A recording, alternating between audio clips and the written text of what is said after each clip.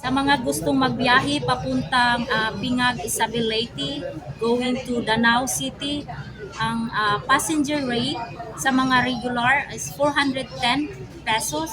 Tapos sa minor is 205 pesos. Sa mga bata yan na I think is 10 years old under. Tapos yung student is 325.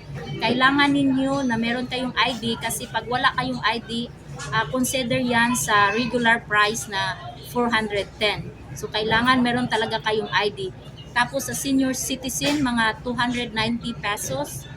Tapos sa PWD, sa mga may kapansanan, 290 pesos. Tapos kung meron kayong sasakyan, ang price ng sasakyan, base ko lang ito sa experience, yung sasakyan namin ay SUV. Ang price niya is 3,895 pesos. Tapos, pagpasok ninyo sa loob, meron pang another terminal fee ng sasakyan, 389 pesos. Tapos, yung driver ay free lang siya kung sasakyan.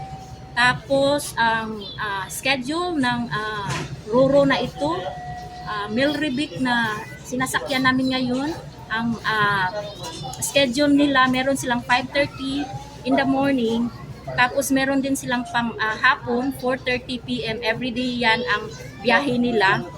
Tapos sa mga tao pala, meron ding terminal fee sa mga tao kasi 10 kami, ang binayaran namin ay 55 pesos.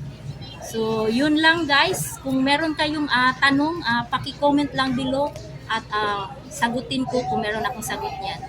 Thank you. Bye-bye.